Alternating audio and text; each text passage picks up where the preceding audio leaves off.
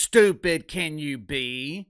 How irresponsible, how selfish can you be? I don't agree with stars in the NBA. Hell, it's gotten so bad in the NBA, we are now seeing role players doing this too.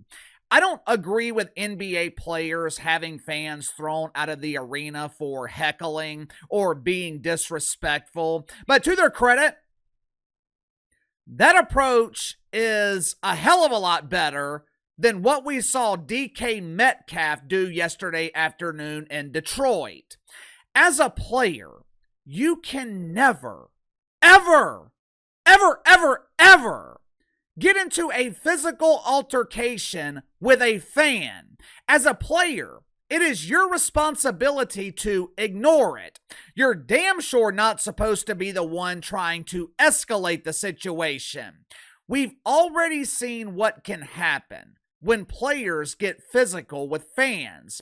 We've already seen how quickly a situation like that can escalate. If you're under the age of 30, go look up the Malice at the Palace in Detroit from 2004. That's what can happen when players escalate situations or altercations with fans. You know, it would be one thing if this fan in Detroit was being disrespectful. It would be one thing if he was emasculating DK Metcalf, if he was relentlessly taunting him. DK Metcalf's response would still be wrong, but I could at least somewhat understand where he was coming from. But DK Metcalf reportedly attacked this fan in Detroit because the fan referred to him as DK Zacharias Metcalf, which just so happens to be his name. Make sure to like and subscribe. You can follow me on Twitter at KC_BTL84. Link to the main channels in the description below.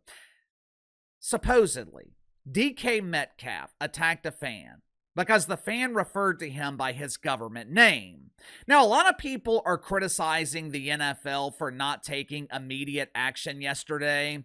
The NFL is being criticized for allowing DK Metcalf to stay in the game and finish the game. Now, technically speaking, there was nothing that the NFL could do. There was no flag thrown. There was no penalty. I don't think NFL officials on the field even saw the altercation when it happened. According to the NFL rulebook, the front office can't get involved during a game unless there is a flag thrown.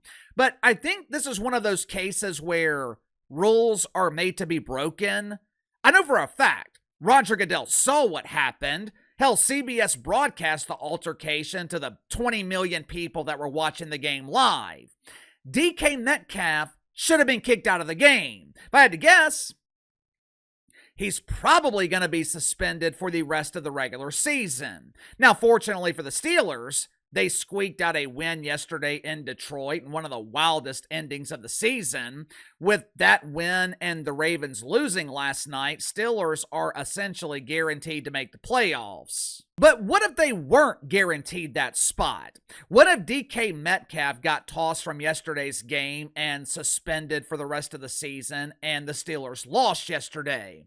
This dude is a critical part of their offense. We're at the point of the season where everyone is needed, especially your stars. This is the part of the season where the healthiest team often wins. The Steelers are fighting for the playoffs. Meanwhile, DK Metcalf is on the sidelines trying to fight the damn fans.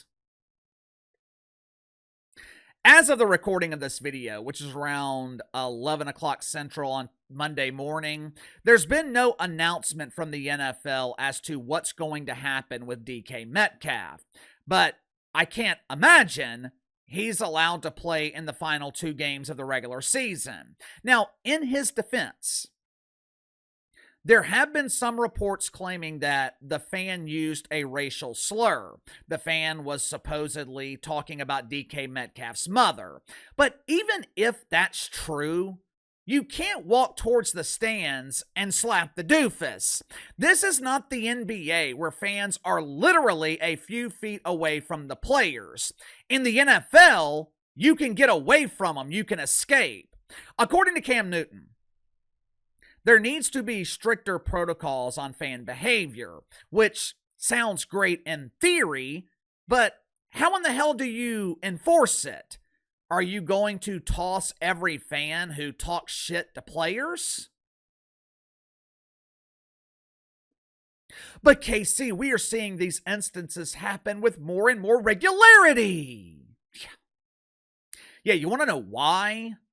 I have been going to games for years. I know how fans can be, especially when they're intoxicated, but fans have been annoying for decades. You know what the difference is now? You know why we hear more about it today? Because the players keep reacting to it. The players keep escalating the situation. You think Warren Moon didn't deal with racist fans? What about Michael Vick? Michael Vick would flip you off, but he wasn't coming into the stands to slap the shit out of you. It is impossible to control the mouths of 70,000 people. But you know what the players can control? Their reaction.